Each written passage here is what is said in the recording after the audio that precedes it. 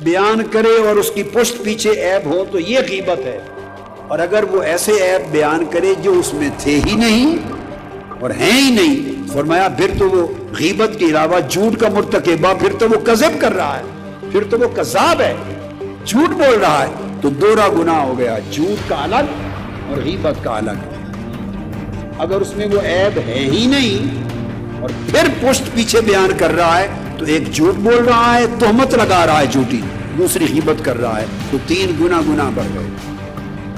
اور غیبت کا گناہ حرام ہونا یہ ہے کہ ہوں حقیقت میں سچے عیب، مگر چونکہ وہ موجود نہیں، اگر اس کے سامنے کہتا تو اس کو برا لگتا، تو جو بات اس بھائی کو سامنے کہی جائے تو بری لگے، وہ اس کے پیچھے کرنا غیبت۔ اب بات کو سمجھ گئے؟ لہذا ہم اگر اسی ایک اصول کو لے لیں، حرمت غیبت، کہ آقا علیہ السلام نے کسی کی پشت پیچھے عیب جوئی بھی حرام کر دی اور عیب گوئی بھی حرام کر دی، کسی کے عیب تلاش کرنا بھی حرام، ولا تجسسوا ولا تحسسوا، نہ کسی کے عیب تلاش کرو نہ کسی کے عیب بیان کرو، تجسس ہی نہ کرو، کسی کے عیب ٹوہنے، نکالنے اور معلوم کرنے کی جستجو ہی نہ کرو۔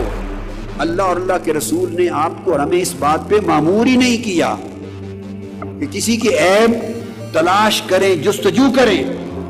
دوسروں کے عیبوں کی جستجو کرنا بھی حرام ہے، یہ کام اللہ کا ہے، اور یہاں کرامن کاتبین کا ہے، اس کے جو عیب ہیں وہ لکھ رہے ہیں رات دن، نیکیاں بھی لکھ رہے ہیں، برائیاں بھی لکھ رہے ہیں، اور ہر شام اللہ کے حضور رجسٹر پیش ہو رہا ہے۔ ہمارے عیب اور ہماری اچھائیاں جب خدا کو پیش ہو رہی ہیں، ہم خدا کیوں بننا چاہتے ہیں کہ ہم کسی کی عیبوں کی جستجو کریں؟ بھائی یہ ڈیوٹی ہماری نہیں لگی، یہ کرامن کاتبین کی لگی، اللہ کو پیش ہو رہے ہیں۔ لہذا ہماری ڈیوٹی کیا ہے؟ ہم اپنے عیب تلاش کریں، اپنے من میں جا کے ہمارے اندر جو نقص ہیں ان کا ازالہ کریں، اپنی اصلاح کریں، اپنے من میں جھانک کر پاجا سراغ زندگی۔ اور کسی نے کیا خوب کہا، نہ تھی اپنی برائیوں کی جو خبر، رہے دیکھتے اوروں کے عیب و ہنر، رہے دیکھتے اوروں کے عیب و ہنر، اور پڑی اپنے گناہوں پہ جو نظر تو نگاہ میں کوئی برا نہ رہا، تو نگاہ میں کوئی، جب اپنے گناہ نظر آ جائیں جس شخص کو، اس کی نگاہ میں کوئی گناہگار نہیں رہتا، اور جسے دوسرے ہی گناہگار نظر آئیں، دوسرے ہی گناہگار نظر آئیں، اس کا مطلب یہ ہے کہ اس کا من اتنا پاپی ہے اور اتنے پردے چڑھ گئے ہیں کہ اسے اپنے پاپ، اپنے گناہ، اپنے عیب، اپنے نقص، اپنی خرابیاں نظر نہیں آتی۔ اور جس شخص کو اپنے من میں خرابیاں نظر نہیں آئیں، وہ توبہ کرے کہ اللہ پاک نے اس پر غضب کر دیا ہے، ناراض ہو گیا ہے، کہ اسے اپنے عیب دکھانے سے معلوم کر دیا ہے۔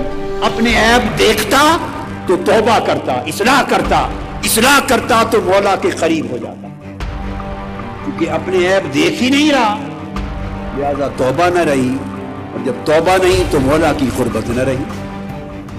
اب یہ جو قاعدہ میں نے آپ کو سمجھایا، اس کو قرآن مجید کی آیت سے لیں، اس میں فرمایا یا ایھا الذین آمنوا لا ترفعوا اصواتکم فوق صوت النبی، نبی صلی اللہ علیہ وسلم کی بے ادبی نہ کرو، آقا کی آواز سے اپنی آواز کو اونچا نہ کرو، اور نہ بے تکلفی اور بے ادبی سے حضور کو بلاؤ، آواز بلند کرو۔ اگر تم نے ایسا کیا تو ان تحبط اعمالکم وانتم لا تشعرون، اگر ایسا حضور کی بے ادبی کرو گے تو تمہارے سارے اعمال غارت کر دیے جائیں گے، سارے اعمال جل جائیں گے، ختم ہو جائیں گے، اور آخری ٹکڑا سمجھنے والا وانتم لا تشعرون، اور تمہیں خبر ہی نہیں ہوگی کہ میں لٹ گیا، میرا نہ حج بچا، نہ کوئی زکوٰۃ بچی، نہ کوئی نماز بچی، نہ روزہ بچا، نہ کوئی مدرسہ کی خدمت بچی، نہ تبلیغ بچی، نہ کوئی نیکی، کوئی عمل ہی نہیں بچا، لٹ گیا۔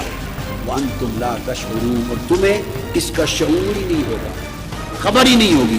اب یہ بتائیے یہ سزا کیوں دی؟ آقا علیہ السلام کے بے ادب کو اور آقا علیہ السلام کے گستاخ کو یہ سزا کیوں دی کہ اسے شعور ہی نہ ہو اور خبر ہی نہ ہو کہ میں لٹ گیا ہوں، برباد ہو گیا ہوں، میرا ایمان بھی تلف ہو گیا، اس کو خبر ہی نہ ہو، یہ سزا کیوں دی؟ اس لیے کہ اللہ رب العزت جس بندے پہ غضبناک ہوتے ہیں اور جب دیکھتے ہیں کہ اس نے میرے محبوب کی گستاخی کی، بے ادبی کی، تو اللہ پاک چاہتا ہے کہ کسی قیمت پہ اب اس کو بخشا نہ جائے، تو وہ گستاخی بے ادبی کے بعد دو کام اللہ کرتا ہے، ایک تو اس کے اعمال اور ایمان سب غارت کر دیتا ہے، اور دوسرا اس کو خبر اور شعور نہیں ہونے دیتا۔ اگر خبر شعور ہو جائے تو وہ تو فوراً توبہ کر لے گا کہ میں لٹ گیا، وہ توبہ کر لے گا اور آئندہ سیدھا ہو جائے گا۔ اللہ پاک جس سے توبہ کی توفیق بھی چھیننا چاہے کہ اسے توبہ کی بھی توفیق نہ ہو، اس سے شعور چھین لیتا ہے، اسے اپنی خرابی کی خبر نہیں ہونے دیتا، نہ خبر ہونے دیتا ہے، نہ توبہ کرنے دیتا ہے، نہ بخشش کی طرف آنے دیتا ہے۔ بس یہی اصول آپ یہ تو انتہا ہے ہر گستاخ رسول کی، کہ گستاخ رسول کی بخشش کی کوئی سبیل نہیں، اور گستاخ رسول کی توبہ ہی قبول نہیں، اور توبہ کی توفیق بھی نہیں، اور گستاخ رسول کو توبہ کے لیے شعور بھی نہیں۔ اسی طرح جس بندے کو اللہ پاک روک دے کہ اسے اپنے گناہ نظر نہ آئے، تو سمجھیں اس کا مطلب ہے اس پر بدبختی مسلط ہو گئی کہ تاکہ توفیق توبہ چھن گئی۔ جب اپنے گناہ دیکھے گا نہیں تو روئے گا کیسے؟ توبہ کیسے کرے گا؟ معافی کیسے مانگے گا؟